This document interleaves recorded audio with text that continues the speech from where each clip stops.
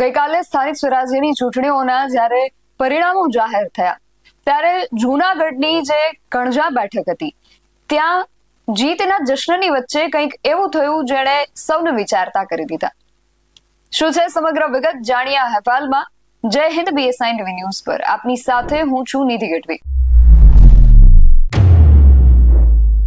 ગઈકાલે સ્થાનિક સ્વરાજ્યની ચૂંટણીઓના પરિણામો જાહેર થયા અને જે પણ જગ્યાએ જે પણ પક્ષના ઉમેદવારોનો વિજય થયો એ બધાએ જીતના જશ્ન મનાવ્યા. જૂનાગઢની જે કણજા બેઠક હતી ત્યાં આમ આદમી પાર્ટીના ઉમેદવાર પ્રવીણ ચાવડાનો વિજય થયો અને બાદ એમના દ્વારા એક વિજય રેલી જેવું કાઢવામાં આવ્યું હતું. આમ આદમી પાર્ટીના જે નેતાઓ કાર્યકર્તાઓ હતા એ લોકો જીતનો જશ્ન મનાવી રહ્યા હતા, પરંતુ આ બધાની વચ્ચે કંઈક એવું થયું જેણે સૌનું ધ્યાન એ તરફ ખેંચ્યું.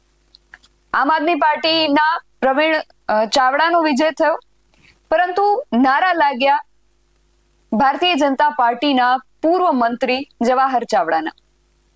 આવું જો કે પહેલીવાર થયું નથી.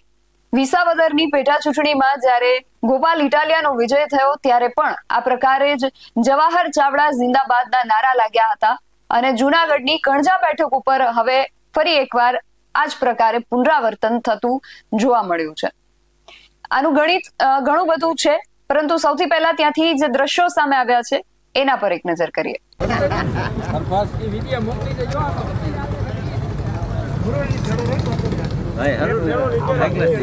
હાજી ઊંચી કરને કોટે જરી ઊંચી કરને રેડે રેડે રેડે રેડે મનોજભાઈ હા ભાઈ વારે વારે જો જવાહર ચાવડા જિંદાબાદ જવાહર ચાવડા જિંદાબાદ જવાહર ચાવડા જિંદાબાદ.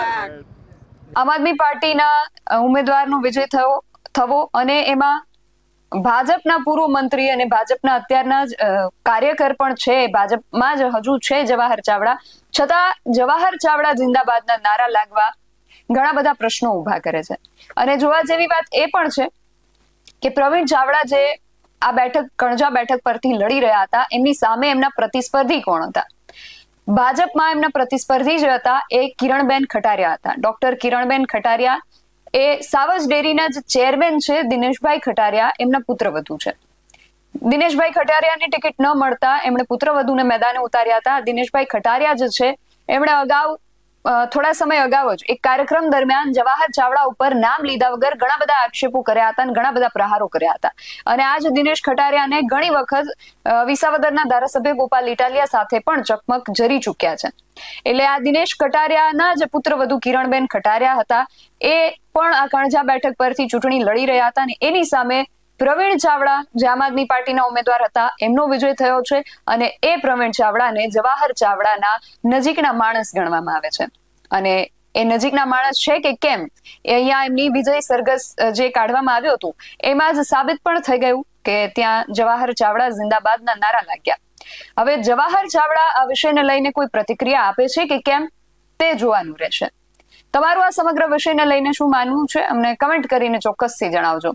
આવા જ વધુ અહેવાલો સાથે મળતા રહીશું. તમે મારી YouTube ચેનલને સબસ્ક્રાઇબ કરવાનું અને અમને Facebook અને Instagram પર ફોલો કરવાનું ભૂલશો નહીં. બાકી અવનવી અપડેટ્સ માટે આપ જોતા રહો BSI ટીવી ન્યૂઝ.